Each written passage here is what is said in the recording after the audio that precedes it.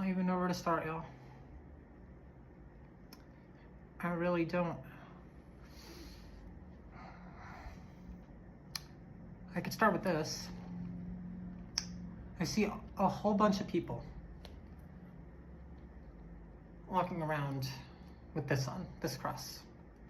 For some people, it's not really a religious symbol to them. It's a family heirloom, or maybe one of their parents or grandparents was a Christian, and so they wear it around to feel close to them, but they don't really hold those beliefs for themselves. Those are not the people I'm talking about.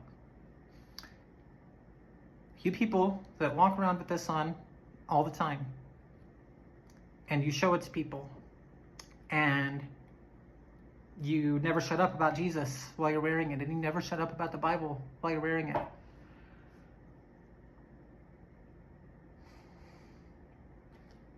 You need to represent it, or you need to take it the hell off. Because you are not Christian. And this isn't a no true Scotsman, because I hate it when people do that. You can just turn a blind eye to injustice because, oh, well, they weren't really Christians, so that's not Christians' fault. They weren't real Christians. Because there is a certain level of responsibility that comes on to managing that and dealing with the reputation that you are given, which is what I try to do. That's one reason why I try to always speak out against things. But I'm speaking directly to those people. You are not a Christian, and if you are a Christian, if you really believe in your whole heart that God is real and God sent Jesus Christ to die on the cross for us so that we could be reconciled to him, and you believe that, then you need to do some serious reflection if you support this administration. This is not right versus left anymore. This is not Democrat versus Republican anymore. This is humanity and humaneness versus the most vile, disgusting, corrupt, irredeemable piece of trash. Y'all want to talk about gay people. You want to talk about trans people and LGBT and all this stuff. And you want to talk about fucking pedophilia and grooming and how Democrats are grooming children. And you accuse James Talarico of that. But then there's a post online of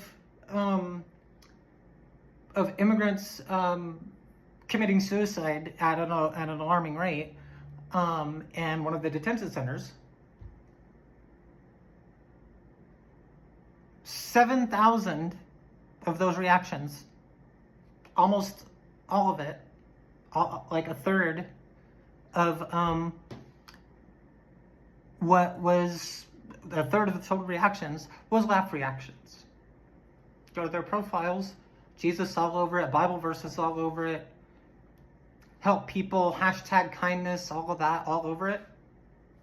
Selfies with crosses, all over it.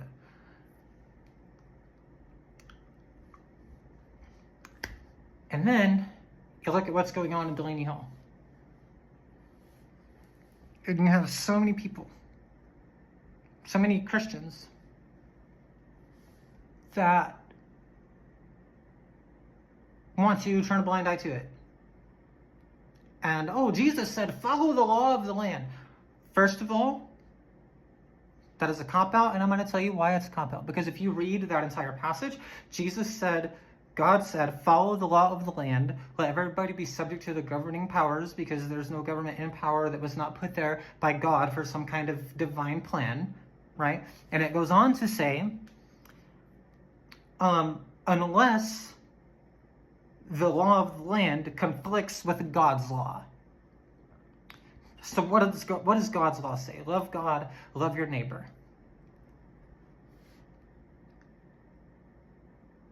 But you want to sit here and you want to hijack Jesus, my Jesus,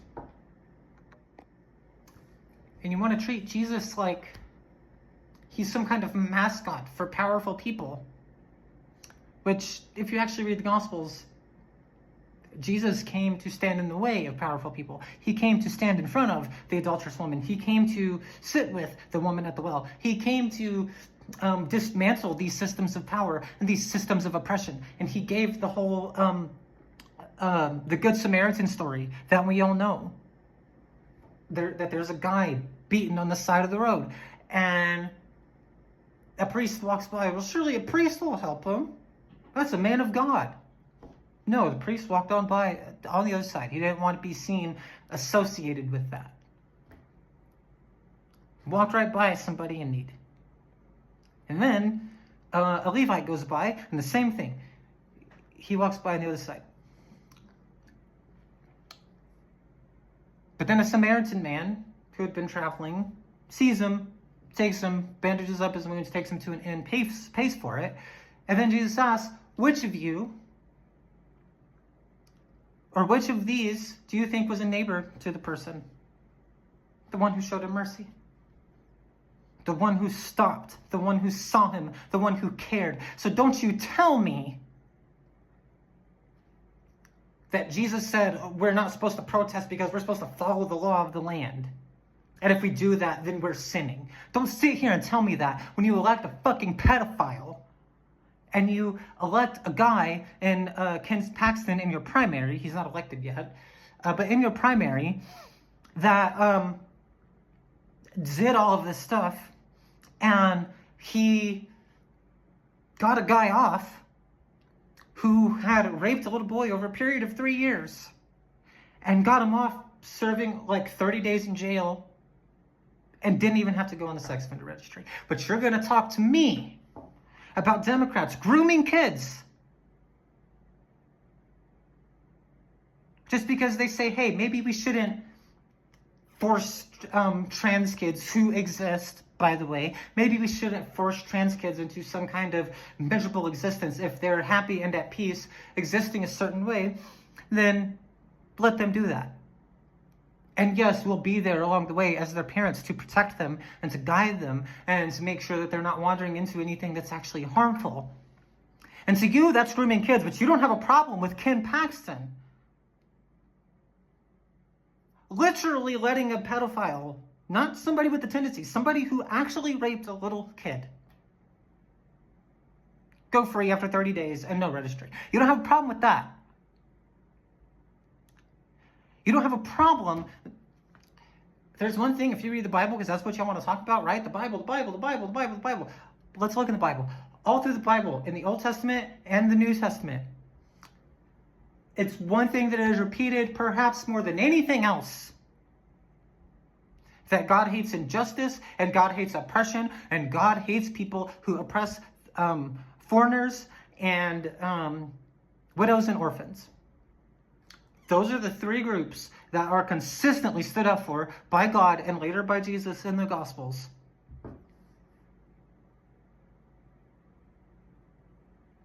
Exodus 22 says, do not wrong the orphan or the widow, because if you do this and they cry out to me, I will hear their cry.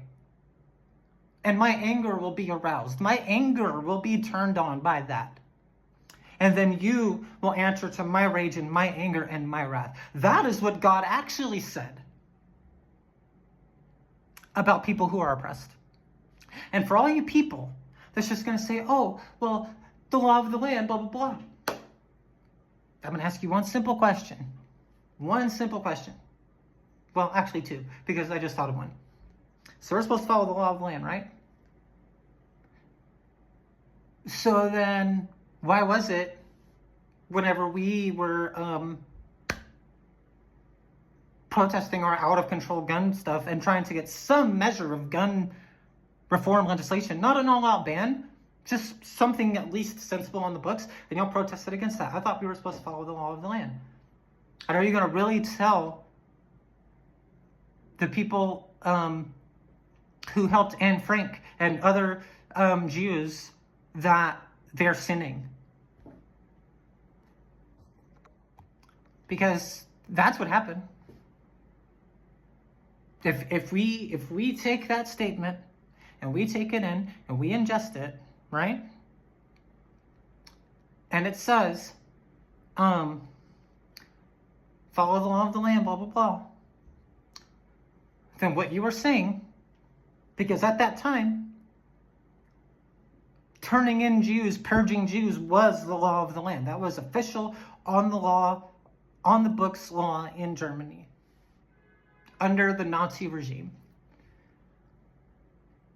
So to you, the people who did that, the people who turned in their innocent neighbors, were following the law. And were following God's law because they followed man's law. You're saying God wanted them to do that. And you're saying that God hated the people who, at great risk to themselves, hid these people and helped these people and did what Jesus would have actually done. Those people were sinning. Because that was against the law of the land at the time.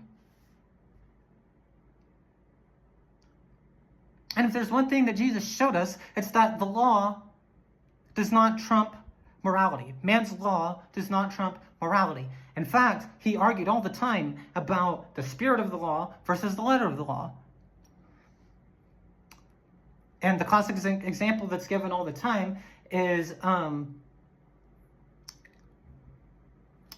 there's a little kid and he comes home from school and he's got homework and his mom is like, I gotta go back here and do some stuff. Don't let me come out here and find you on that video game before your homework is done.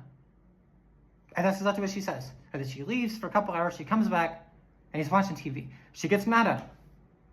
I told you to do your homework. No, what you actually said was don't play the video game. I'm not playing the video game, I'm watching TV. So technically, he followed the letter of the law, but the spirit of the law was do your homework, which he broke.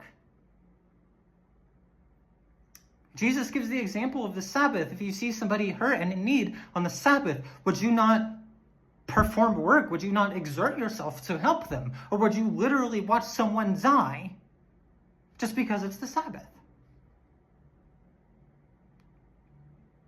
Because the spirit of the Sabbath law is for us to rest. But that person isn't getting to rest if they're hurt, and your soul is not going to get to rest if you just watch somebody die. I am so sick of all of this filth and dehumanization, and the worst people among us are being lifted up by Christians. And oh, well, this is, I heard somebody one time, well, not somebody one time, I've heard a lot of people say that God is using Trump, that God put her up in power. And I used to push back against that, but more and more I'm starting to feel like, you know what, maybe you're right, maybe God is using Trump, but not in the way that you think. God is not using Trump to, quote unquote, restore decency to America, which by decency you actually mean whiteness. God is not using Trump to get rid of all of the satanic LGBT and pride and trans and all of that. God is not using Trump for any of these holy wars that you imagine yourselves being a part of. God is using Trump to expose the demonism of you. God is using Trump to expose all of the self-righteousness and the hatred and the holier than thou and all of that type of stuff. God is using Trump to expose that, so that whenever people walk around with these crosses on and they try to say, oh, holy, holy Jesus, you saved me, and we can look at them and we can see they're hypocrites, because we can see that they laughed at the lady that got tripped up and fell and ended up hung upside down by a rope on her foot on the border wall a couple years ago, when she was trying to scale it in Texas, I believe. And we can see that. And we can see that you laugh reacted on that. And we can see the things that you say about the people that Jesus actually came and sat with. And then we see you going on and on and on about Bible verses and all of this fake righteousness and trans people and gay people.